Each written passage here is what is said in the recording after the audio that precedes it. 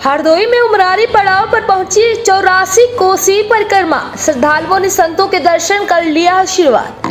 पौराणिक और धार्मिक आस्था की प्रतीक 84 कोसी परिक्रमा यात्रा उमरारी पड़ाव पर पहुंचने पर श्रद्धा और भक्ति का माहौल देखने को मिला। यात्रा में शामिल साधु संतों और महंतों के दर्शन के लिए क्षेत्रीय श्रद्धालुओं की भारी भीड़ उमड़ पड़ी। लोगों ने संतों का स्वागत कर आशीर्वाद प्राप्त किया और स्वयं को धन्य महसूस किया।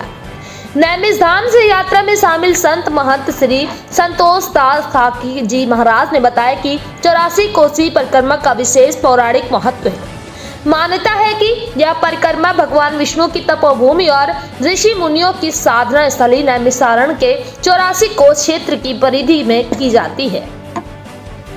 शास्त्रों के अनुसार इस परिक्रमा को करने से 84 लाख योनियों के बंधन से मुक्ति मिलती है और व्यक्ति को पुण्य फल की प्राप्ति होती है। उन्होंने बताया कि यह यात्रा सनातन परंपरा, धर्म और संस्कृति को जीवंत बनाए रखने का माध्यम है। उमरारी पड़ाव पर श्रद्धालुओं ने भजन कीर्तन, प्रसाद वितरण और सेवा कार्यों में बढ़ चढ़कर भाग लिया। पूरे क्षेत्र में आध्यात्मिक वातावरण बना रहा। अब आइए सीधे जुड़ते हैं महंत जी के साथ, जानते हैं उन्होंने 84 कोसी परिक्रमा को लेकर क्या कुछ कहा। सुनते हैं उन्हीं की जुबानी। परिक्रमा चल रही है महाराज जी, ये कहाँ से कहाँ तक चलती है, इसका क्या महत्व है? देखो, पुराने काल में वृत्तासुर के आतंक से व्यथित देवताओं ने महर्षि दधीची से वज्र बनाने के लिए अस्थियों की याचना की इंद्र ने। कहा जाता है स्वर्ग जो है पृथ्वी पर याचक बन करके आया। महर्षि दधीची ने यह जो उनको शर्त रखी कि समस्त पृथ्वी के तीर्थों का यदि मार्जन और दर्शन कर लेंगे तो यह हमारी अंतिम इच्छा होगी और हम आपको अस्थि दे देंगे। ऐसा समझ करके पृथ्वी पर सारी पृथ्वी पर घुमाना तो बहुत बड़ी बात थी और वर्षों लग जाते। तो इसलिए सभी तीर्थों को देवताओं के द्वारा यहीं जो है उन देवताओं को उन जो तीर्थ हैं उनको स्थापित किया गया। महर्षि दधीची ने उन सब का परिक्रमा और मार्जन किया। तत्पश्चात उनसे प्रार्थना की कि महाराज, जिस तरीके से इस बार आप यहाँ पधारे हैं, इसी तरीके से इन्हीं तिथियों में प्रतिवर्ष यहाँ पर आप उपस्थित रह करके और सबको सब पर कृपा बरसाते रहेंगे तो हमारी भी जो है गरिमा बनी रहेगी।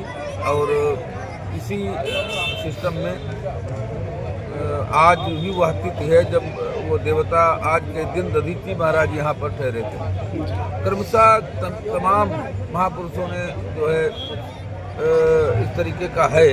जो महाराज जी ये 84 कोसी परिक्रमा चल रही है, कहाँ से शुरू होके कहाँ पे समापन होता है इसका? इसके 10 पड़ाव हैं जी, और जो 10 दिशाओं में 10 पड़ाव हैं जी, जिसमें कोरोना से आरंभ होती है। इसका जो है ईशान कोण का प्रतिनिधित्व करता है, हरैया पूर्व का प्रतिनिधित्व करता है, नगवा नैऋत्य का प्रतिनिधित्व करता है। आप जिस पड़ाव में बैठे हैं ये गिरधरपुर उमरारी ये दक्षिण का प्रतिनिधित्व करता है। इसे यम क्षेत्र कहा जाता है। यहाँ पर कोई यमकूप भी है और भी तमाम कुछ है। और इसके बाद फिर आगे आप बढ़ेंगे तो साखिन नैऋत्य का प्रतिनिधित्व करता है और उसके बाद फिर देवगवा पश्चिम का प्रतिनिधित्व करता है और फिर मडरुआ वायव्य का प्रतिनिधित्व करता है। उसके बाद फिर जरिगवा जो है उत्तर का प्रतिनिधित्व करता है। इस तरीके से ये पूरी परिक्रमा और नैमिषारण्य स्वयं चक्रतीर्थ पाताल का प्रतिनिधित्व करता है, कोल्हा बरेटी आकाश का प्रतिनिधित्व करता है। इस तरीके से 10 जी। ये महाराज जी जो 84 कोसी परिक्रमा हो रही है, यहाँ पे कहाँ कहाँ से दूर दराज से संत लोग आगमन करते हैं? देखो, पृथ्व्यान यानी तीर्थान ने भी की है, भगवान परशुराम ने भी की है। इसके साथ साथ मनु और शत्रुपा जी ने यहाँ आए। शत्रुपा तो उनसे ऋषि सब मिलने गए। उसके बाद कहा कि भाई कौन ऐसा पूर्ण कार्य है जो यहाँ किया जाए, तो कहा महाराज जो 84 कोसी परिक्रमा है। रामचरितमानस कहते हैं जहाँ जहाँ तीर्थ रहे सुहाए, मुनि सकल सादर करवाए। तो फिर वो तीर्थों में परिक्रमा करने का भगवान राम की ब्रह्म हत्या इसी परिक्रमा में मुक्त हुई। इसकी गरिमा इसलिए और बढ़ जाती है कि भगवान राम का प्रसिद्ध अश्वमेध यज्ञ यहाँ हुआ और पांडवों ने यहाँ परिक्रमा किए थे। वो नैमिष में इन तिथियों में विराजित रहते हैं।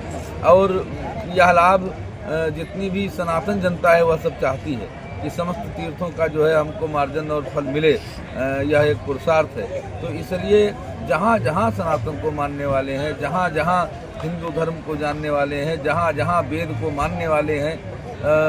मानने वाले हैं अथवा भारतीय संस्कृति को ही मानने वाले हैं, वह सभी यहाँ पर आने का प्रयत्न करते हैं। समस्त पुराणों का उद्गम यह है, जो वेद हैं उनकी जो व्याख्या की गई है, उनका जो भाग किए गए हैं वो यही किए गए हैं। बहुत घटनाएं नैमिषारण्य में हुई हैं। आपका क्षेत्र बड़ा पवित्र क्षेत्र है। जी बहुत बहुत धन्यवाद।